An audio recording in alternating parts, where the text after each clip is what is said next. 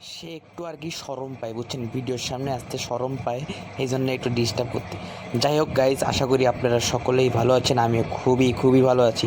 So ঘটনা হচ্ছে, আমি ছোটো মোটো আকারে একটা খামার করার, মানে খামার কি শখের বসে আর কি, আরও মুরগি ছিল, কিন্তু দুঃখজনক ঘটনা, মুরগিগুলো মারা গেছে, বুঝছেন, এই তিনটাই আছে। তো এদেরকে আমি তাপ দিচ্ছি। আমি অনেক ভিডিও দেখছি যে এরকম করে তাপ দেওয়ার লাগে, বুঝছেন।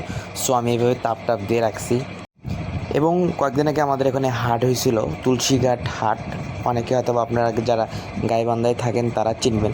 ওইখান থেকে আমি 10টা খাকি ক্যাম্বেল জাতের হাঁসের বাচ্চা আনছিলাম, বুঝছেন। সো এর মধ্যে দুঃখজনক ঘটনা, একটা মারা গেছে। এদেরকে আমি এখন বর্তমানে খাওয়াচ্ছি হলো একদম 0 ফিট, মানে বাচ্চাদের যে ফিটটা বলে ওই ফিটটা আমি তাদেরকে এখন বর্তমানে খাওয়াচ্ছি।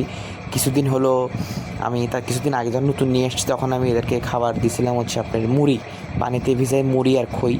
এখন একটু বড় হয়েছে, হাঁস তুলনামূলক বড় হতে একটু সময় লাগে। সো এই টাইমটা ওদের খুব রিস্কি একটা টাইম।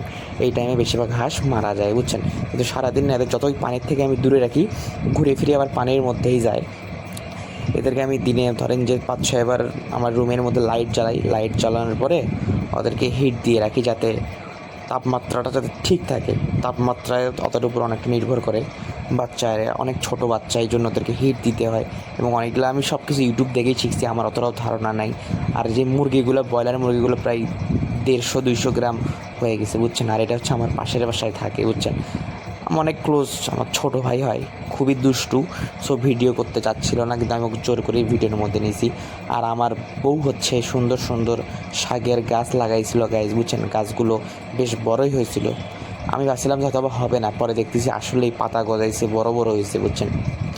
সো আপনারা যদি চান, আমরা এটা খামার না, জাস্ট শখের বসে করি।